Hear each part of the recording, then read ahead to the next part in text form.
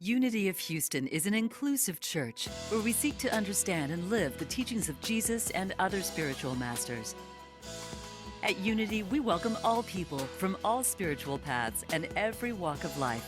We celebrate the diversity of our city and of our world, and we teach love, tolerance, and oneness, seeking to live in harmony with open minds and open hearts. Wherever you are in your spiritual path, you are always welcome at Unity. Join us and discover that the life of your dreams is already within you.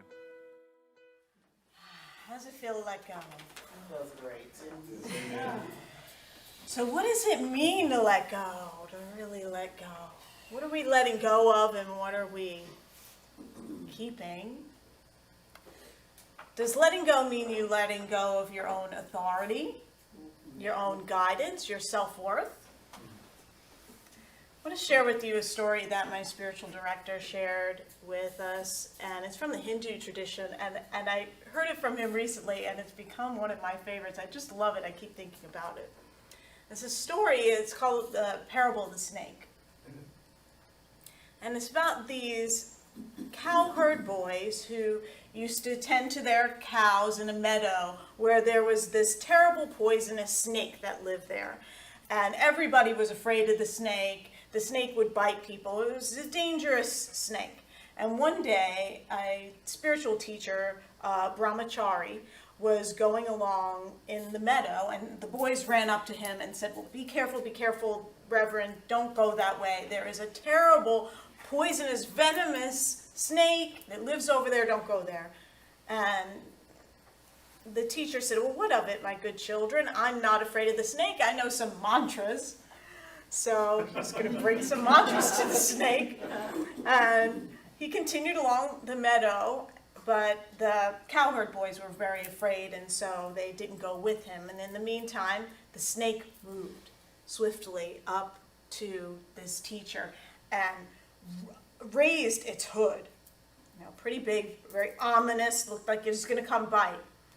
And as soon as the snake came near this teacher, he recited a mantra, and the snake laid at his feet like an earthworm, the story says, just laid at his feet. And the Brahmachari said, look here, why do you go about doing harm, biting people? Why are you doing this?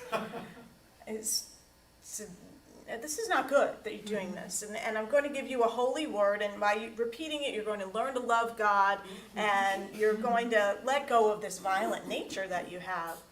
And so saying this, he taught the snake the holy word, and he initiated the snake into a spiritual life. And the snake bowed before the teacher and said, Reverend, I shall practice this spiritual discipline. And he said, told him to keep repeating this sacred word and do no harm to anybody. And so the snake departed, and as he was leaving, the teacher said, and I will see you again. And so some days passed, and the cowherd boys noticed that the snake wasn't biting anymore. And so they started throwing stones at it, making fun of it, and still it showed no anger, and it behaved as if it was an earthworm. And one day the boys came close to it, they caught it by the tail, and swung it around, and they dashed it against the ground, and they threw it, and the snake vomited blood and became unconscious, and it was stunned, and it couldn't move anymore, and the boys thought it was dead, and they went away. The snake late at night regained consciousness, and it went into a hole. Its bones were broken, it could barely move, and many days passed, and the snake became a skeleton, just a mere skeleton covered with skin. And then now and then at night it would go out in search of food, and it was afraid of the boys now. It wouldn't leave its hole during the day, and since receiving that word, the snake promised that for the teacher that it would do no harm, and it maintained its existence from dirt and leaves and just fruit that dropped from trees. So about a year later, the Brahmachari came that way and asked after the snake, wanting to inquire as he promised after the snake. And the cowherd boys told him that the snake was dead. But the teacher knew that the snake wasn't dead because he knew the snake wouldn't die before attaining the blessings of this holy word that he was given, he had been initiated into. And so he found his way to the place where he was able to be near where he thought the snake was, and hearing this teacher's voice calling out to him, the snake came out and bowed before the teacher. And the teacher asked the snake, "Oh, how are you?" And the snake said, "I'm well, sir," but the teacher asked him, "Why are you so thin?" And the snake replied, "Reverend, you ordered me not to harm anybody, so I've only been living on leaves and fruit. Perhaps that made me thinner." And the snake couldn't be angry at anyone and totally forgot that the cowherd boys had almost killed it. And the brahmachari said to the snake, "It can't be that just not eating food has reduced you to this state. There must be some other reason. Think about it." And then the snake remembered that he got beat up by the boys and thrown against the ground, and he shared that happened with the teacher, and he didn't realize, or that they didn't realize, that he was now a spiritual snake, and they were treating him so awful. And how could they know? And the brahmachari said to him, "What a shame, you are such a fool. You didn't know how to protect yourself. I asked you not to bite, but I didn't tell you you couldn't be a snake. I didn't tell you not to hiss." Oh. Why didn't you scare them by hissing? So I share this story with you about the snake that is letting himself get beaten down by his spiritual practice, okay? For the reason that we can take our spiritual tools and use them to make ourselves small and diminished if we allow that to happen.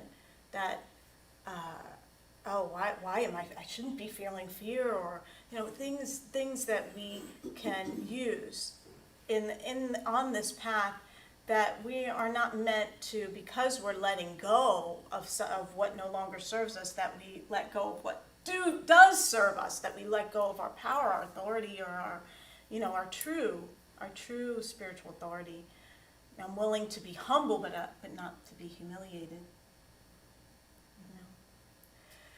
This is what this part of this segment of The Untethered Soul by Michael A. Singer is about: letting go.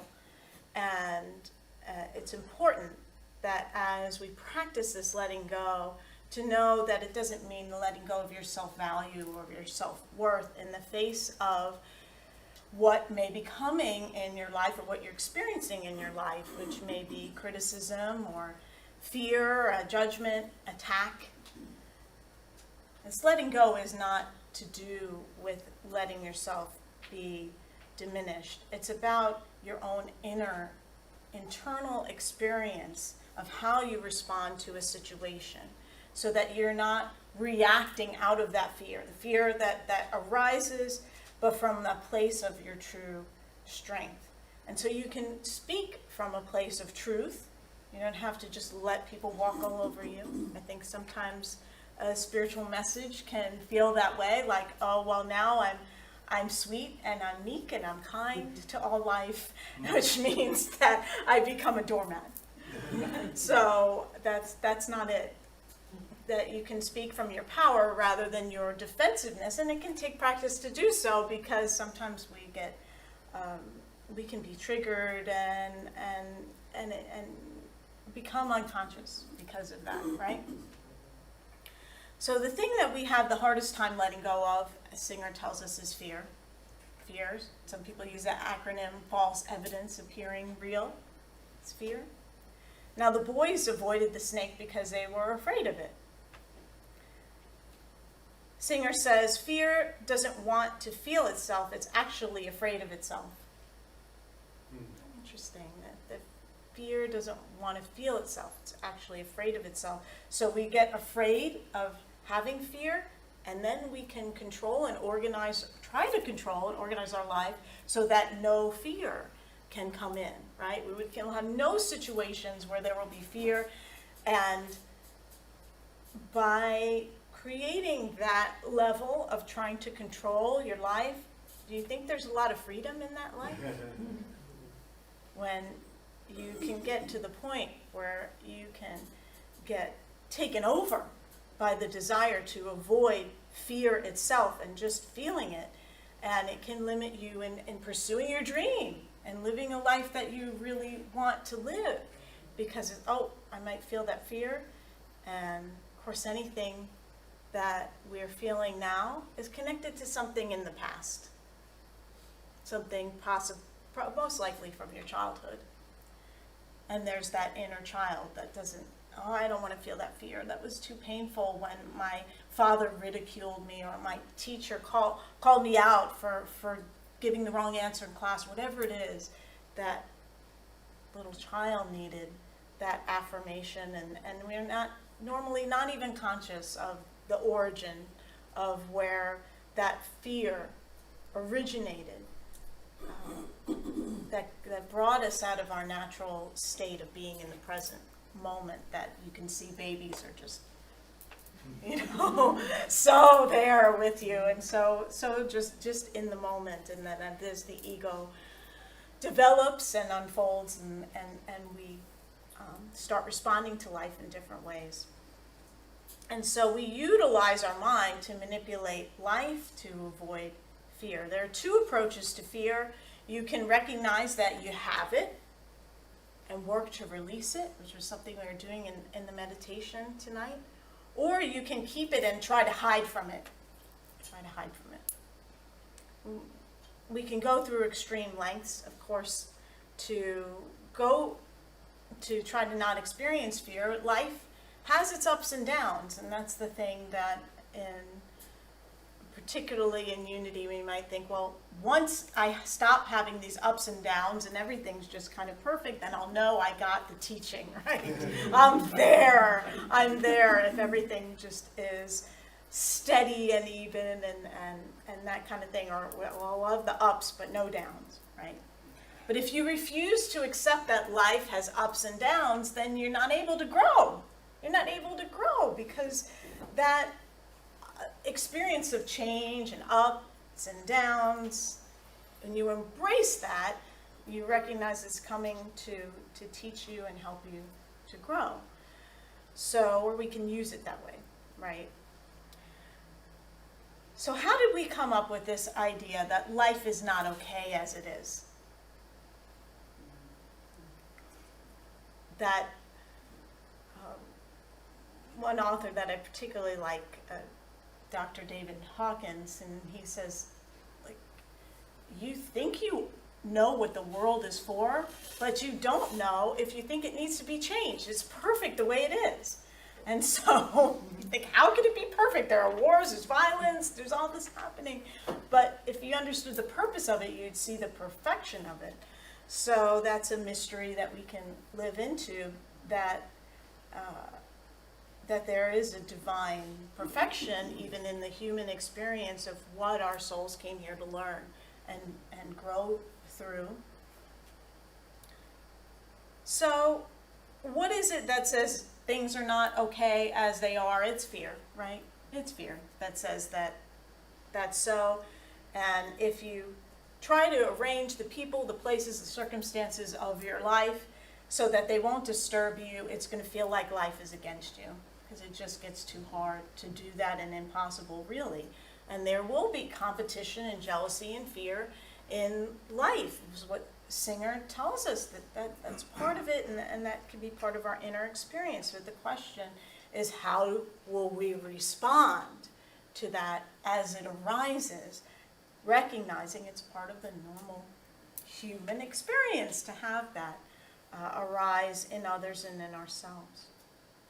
So he shares that life is organized to push us to the edges. So if you feel like you're being pushed to the edge of, like, okay, now I feel like I've gotten enough lessons, give me a break. It's like, well, this, like, you can grow more, you can be more, you can express more, you can be more compassionate, more open-hearted, more loving, and more open, and that is how spirit's nature is, and so that's what is growing within you. It's like a rock that's thrown into the water. there are ripples that are created in whatever you hold within you by your circumstances. The ripples are created. And that which you bury within you, that is what is forming the roots of your fear. Burying it within, no, your roots are deepening, and that fear is taking more of a hold. And that blocks your experience of spirit, which is always there. And you can't stop the flow of spirit, but you can not just in your consciousness block it through that holding on to fear. It takes a lot more energy to hold on to fear than it does to let go and experience spirit, but we can forget that. Another word for spirit is chi energy or shakti. Shakti. When your heart is blocked, Reverend Karen talked a lot about keeping the heart open last week. When your heart is blocked, you shift into lower vibrational energy, and the lowest vibrational energy is fear. So what if you had no fear? Is it possible to live without fear? You think it's possible to live without fear? We know Jesus had, he demonstrated that, right? To just be perfectly happy with living in this world, that nothing would bother you. And you could face anything and everyone because there would be no fear inside of you to cause you disturbance. So how do we shift into that? This untethering of the soul that Michael Singer is talking about, this possibility for us that we're going to be moving through in this series. He says we first need to know that life is surrounding you with the people and the circumstances to stimulate your growth. And that pain will come up in your heart because you're going to be affected. You want to be affected by life. You're going to be affected by life. And you need to be willing to let it pass through.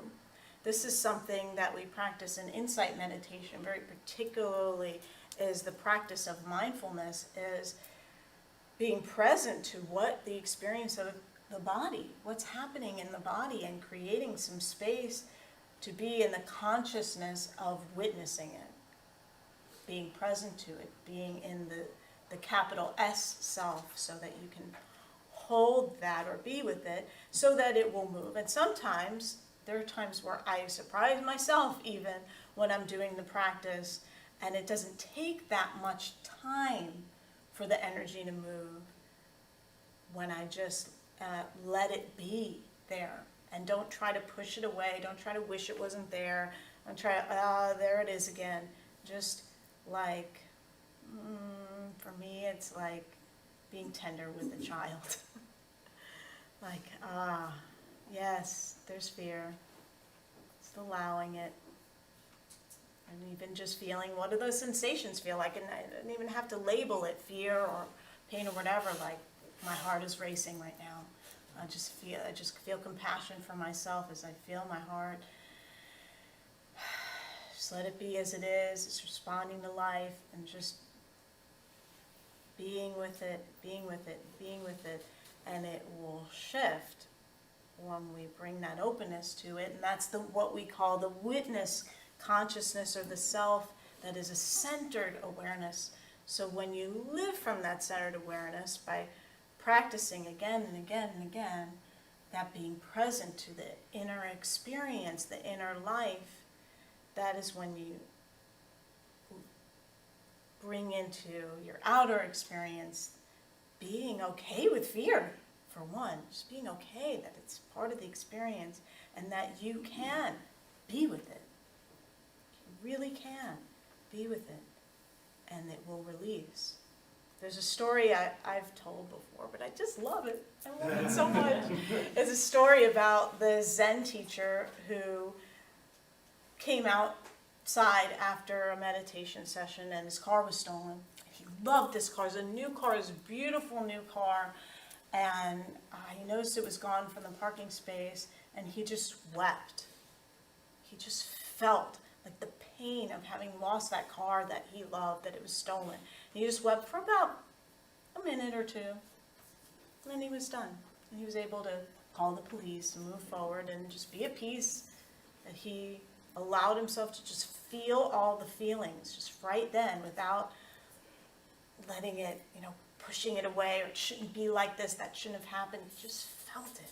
And that to me is, that's a mastery level, when you really are able to just be with what's present and really feel it as deep as it needs to move through, so that you can honor it and let it go, and continue to have that peaceful awareness and live from peace.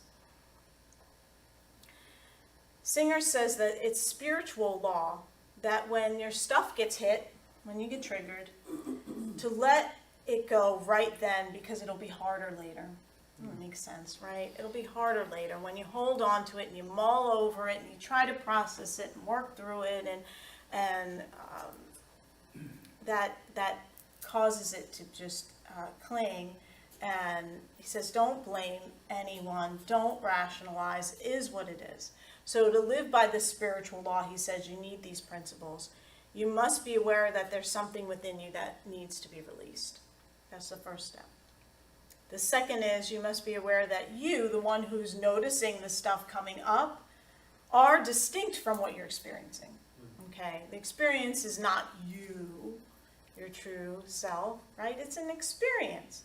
Who are you? You are the seat of the witness, the self, the centered awareness. That's you witnessing it. And if you don't let go, notice that the energy of your heart tends to work like a magnet, that you will get lost in your stuff, you'll lose clarity, you may say and do something that you regret, and you can get so lost in it that your life becomes an absolute mess. And in that state, you may quit your job, you may break up a relationship, you may make a choice that is not for the highest and best, because you're all in the muck of that and you don't want it and you're resisting it and you're just trying to do whatever you can. But if you're watching it, if you're in the witness of it, you won't get lost in it.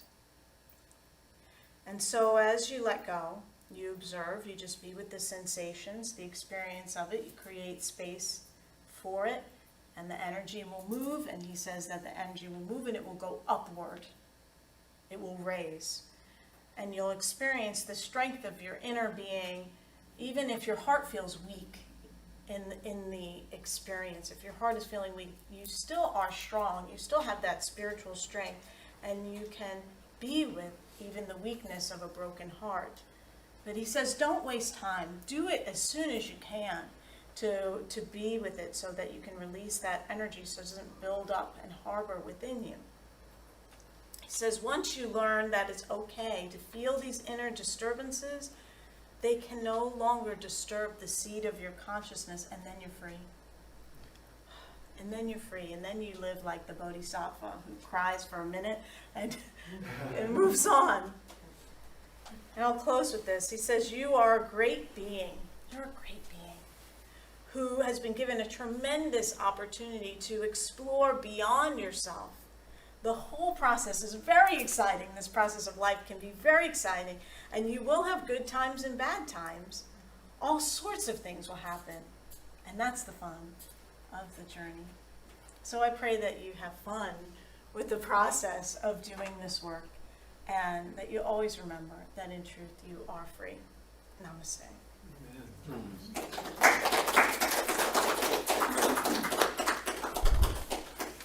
Thank you for that. So I want to summarize to see if Sure. what I really appreciate is that you're talking about fear and processing that, and you know what I got. It's always a trigger, right? We're being triggered by something, usually from childhood, right? So when you're talking about processing it, I think you mean going into that awareness for the healing, right? That's figuring out what is that trigger, what is that need, what is that woundedness, and then healing.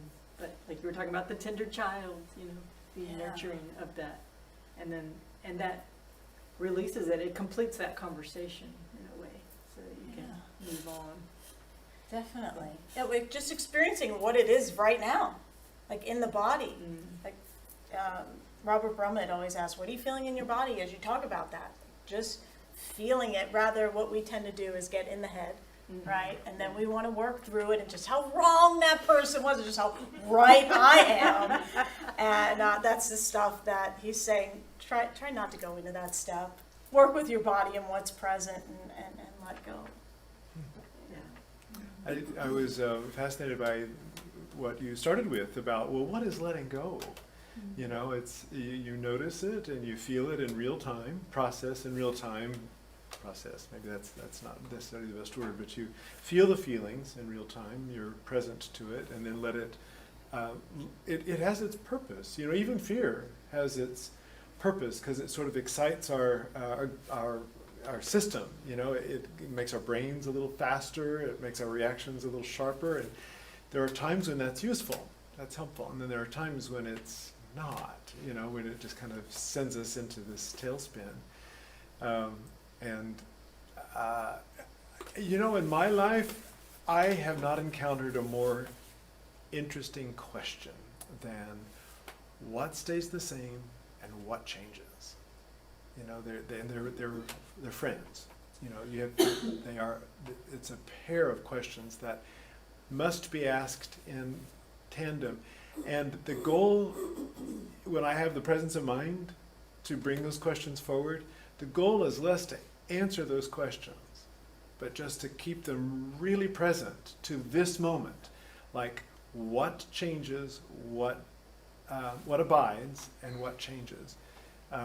And sometimes if I can just sort of stay in that space, then I can feel the body sensations, the fear, or the stimulation of the moment, and not get too hooked by it. Yeah, that's a good point about that, the intensity of what you might be experiencing, that if you have some deep trauma like abuse, that it can really be helpful to do a process with the therapist. When I was in ministerial school, you process everything in ministerial school, and I had a therapist who specialized in EMDR, and I look up what that stands for, I don't remember, but how it works is it's this bilateral brain stimulation, and it's like you bring up what's happening in your life now, and then you go back to, well, what happened, what did that connect to in your past, and you go back, and you go back, and it helped my brain to get back to that originating, or what I at least what my brain could remember, Right. of that originating situation, and to bring balance around that. And it was really helpful for me to have a therapist to do that with, because I had that support in witnessing that, so that I could heal it, and then I can, learn to do it on my own as I learn the skill of doing that. And I think that anybody in ministerial school definitely should have a therapist. I think everybody, when I was training in spiritual direction, they said, like, get a therapist now, because when you have your dark night of the soul, you're going to be glad you have somebody who knows all about you and can help you know if it's depression or the dark night of the soul or what's happening there. And so I found that with being present for me, because of having certain experiences in my life that were traumatizing, that therapy and spiritual practice work well together. Journey of self-awareness. Yes. And into compassion for yourself, right? Self-love that we can get to. And I really appreciate you talking about fear as not something to avoid. Like, it's not necessarily a bad thing. It can be a clue or an opportunity that what needs to be healed in my life, or what is incomplete in my life that I can now figure out and complete. So I really appreciate that, being with it, just allowing whatever these emotions and use it as a journey, use it as an exploration, use it as a question of what needs to be healed in me. Oh, yeah. It's almost like a tell, if you're playing poker or something like that, and your body reacts. You know, it is interesting though. I have heard spiritual teachers say all feelings are valid. All feelings are valid, period. Just like a wholesale blanket statement. And I get it, I think, at the level of the intention of it having been delivered, you know, that what others think or even what I think about my feelings is quite beside the point. What I'm feeling in this moment they're my feelings, you know, and they are valid without defense. I get that, and I kindly assert that many, I'm not going to say all, but many, most, almost all of our feelings are based on perception, which may or may not have anything to do with the truth or reality. And so the feeling that then is inspired or caused or triggered by a circumstance, the feelings are valid, but based on a myth. And so I'm always kind of like, I mean, it's interesting just to kind of chew on as an idea, but as far as a creed by which I live my life, I haven't always known where to put my foot whenever I stumble onto that experience. I'm curious if either of you... There's an equation that I learned, which is a bodily reaction plus a conversation equals an emotion. And you can do it the other way too. So a bodily reaction or a conversation, either one of those can come first, and that equals an emotion. And the classic example is you see something on the floor, you think snake, then you realize it's a rope. It's just a piece of rope.